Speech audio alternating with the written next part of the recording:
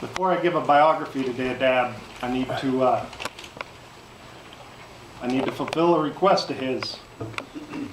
You see, about a year ago, I was at his house, and he knew this day was coming, and he told me, he said,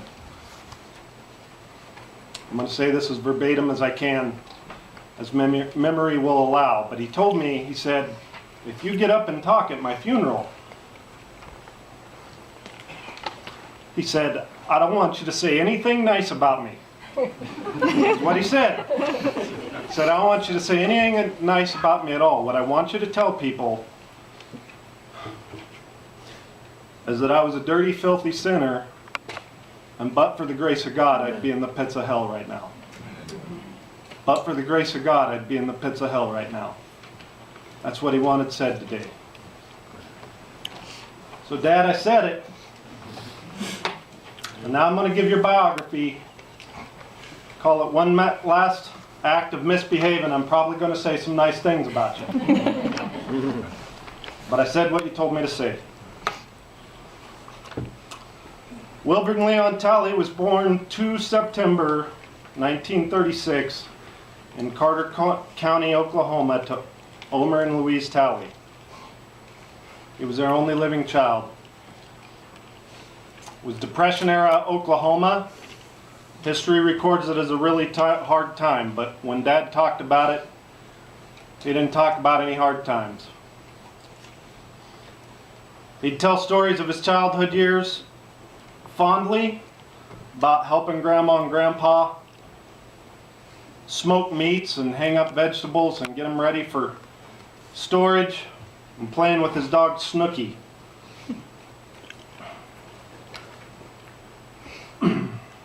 His dad, Omer, worked real hard to provide for the family.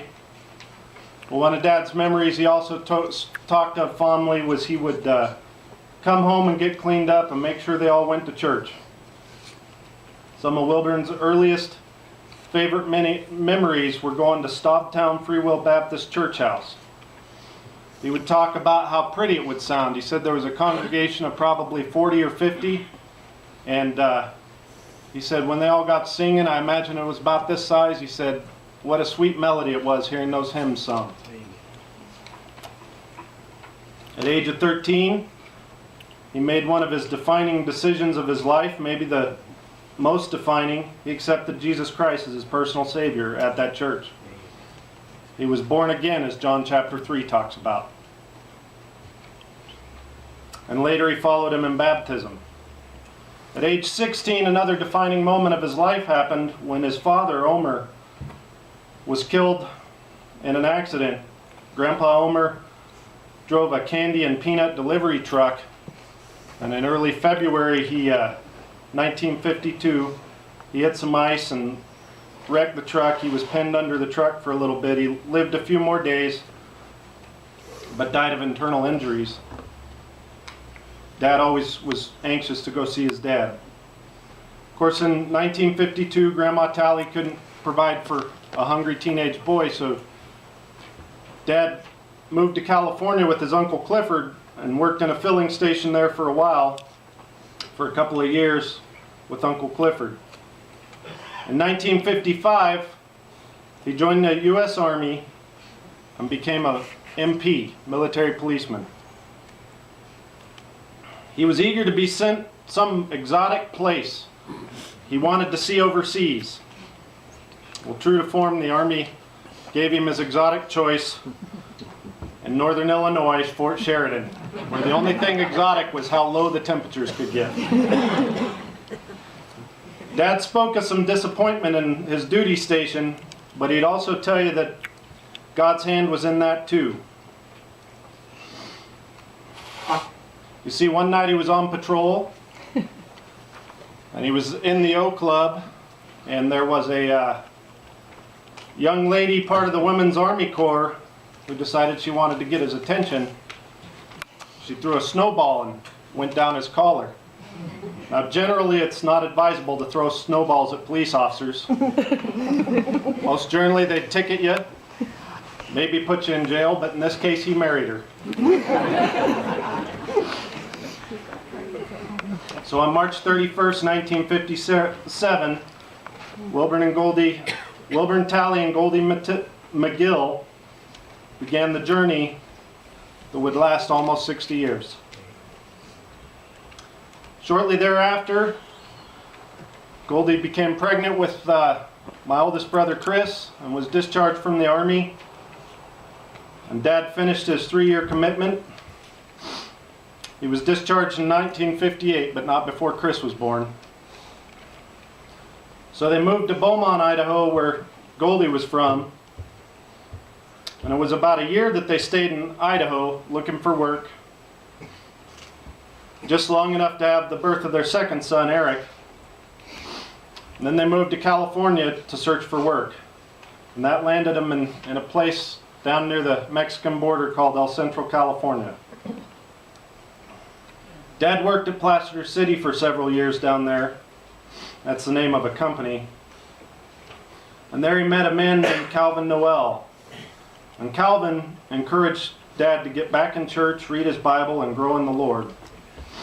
And Dad responded. When he'd talk of this time, he'd talk of this as his Egypt. This is when God got his heart right. And he'd tell you that's when he rededicated his life to the Lord.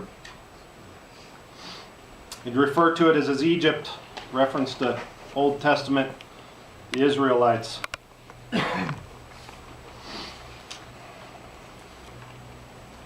Life in California lasted about 8 years. He had good memories of there too, although he wanted to come back to Idaho. In that 8 years, they gave birth to Andy, our only daughter Rachel, and then Chester, also known as Chuck. In 1968, they moved back to Idaho, and their 5 children, ages 2 to 9, all moved back to the Promised Land. One of the stories that comes to mind here is Dad would talk about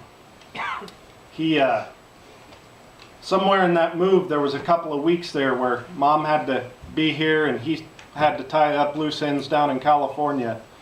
And he always talked about that was some of the toughest weeks of his life, not being with his kids. And he would talk about the moment when he saw his kids again. And he remembered Chuck, who was, I believe, 2 at the time, outran them all saying, "Daddy, Daddy, Daddy." He loved that moment.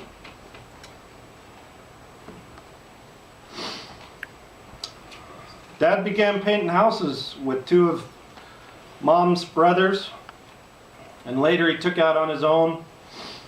And he would be a painter until the late 70s. And he'd bring 2 more children into the house. My older brother Ross and myself. For those of you trying to keep track, that's 7. Over a span of 19 years. Sometime in the late 70s, Dad hung up the paintbrush and tried his hand at the trucking industry. He worked as a serviceman on semi-trucks for about 5 years until an industrial accident hurt his back bad enough he couldn't keep it up. At 44 years old, he found himself out of work with 3 kids still at home. For the next 3 years, this is where I was on the scene and kind of can remember. For the next 3 years, even though he was out of work, when he wasn't looking for work, he was still working. Dad loved to work hard. He had several hobbies, hunting and fishing, but I think his most predominant is he just loved a hard day's work. After 3 years of being out of work, he landed a job driving school bus for the Valley View School District, and later also did janitor work.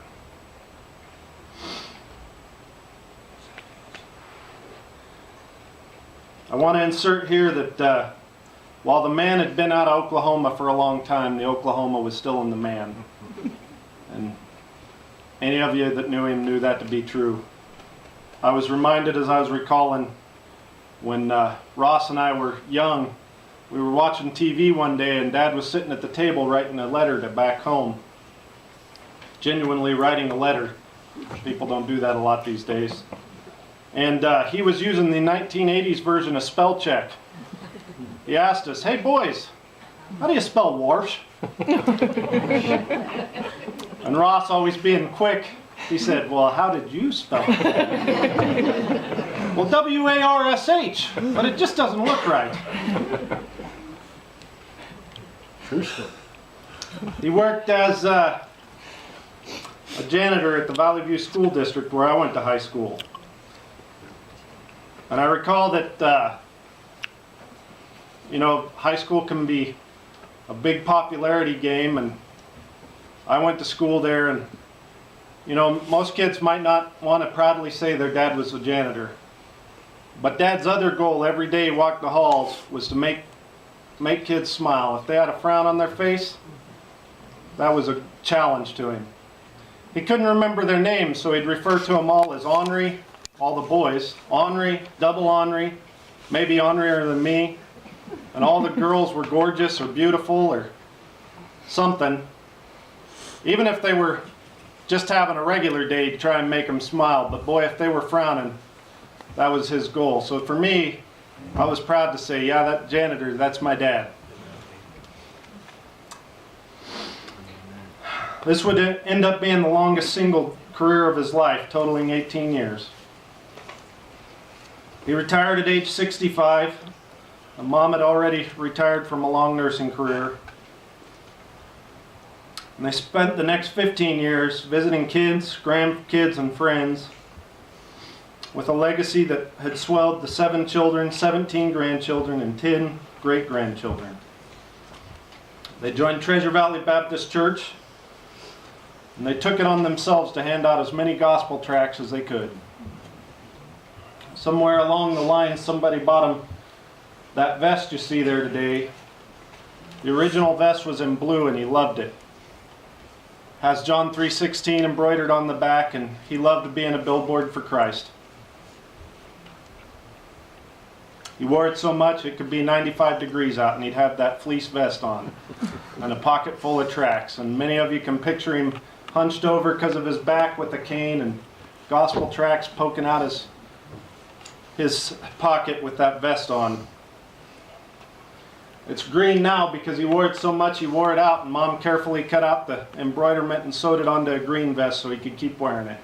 He loved that vest. In the last 15 years, they made their own adventures together. One of the stories that will always be a cherished memory for me is when they tell of driving through Grangeville, and they were headed on a road trip, pulled up in Grangeville, and they both had to go to the bathroom really bad. Of course, Dad moved really slow, and Mom couldn't wait on him. So they determined that they were going to just meet in the restaurant because she had to get in and go potty. So they pulled up on the street of Old Town Grangeville, where it's all businesses are back side by side. And Mom scurried in, took care of business, and went and found a table, and eventually Dad got there and did his business and found a table, and they still hadn't figured out yet that they were in 2 separate restaurants. And they sat for a few minutes, and it was finally when Mom sent a waiter in to check on Dad in the bathroom and he wasn't in there that they figured out that they had went into 2 separate restaurants. One of Dad's sayings was that you don't have to be crazy to have a good time, but it sure does help.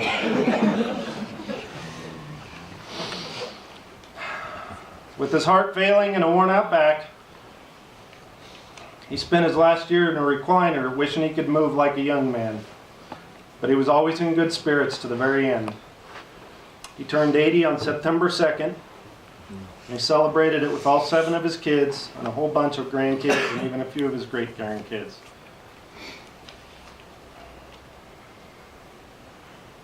And the last thing I'd like to tell you about my dad today is a little more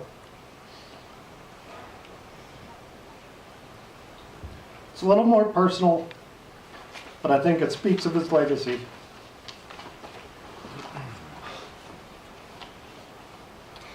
One of these days it's going to be my turn to be in the box. People are going to come and talk about me. And my hope is when that day comes, there's only a few things I hope they honestly say about me. One, that man loved Jesus and everybody knew it. And two, he always put his wife and his kids and others before himself, maybe sometimes to a fault.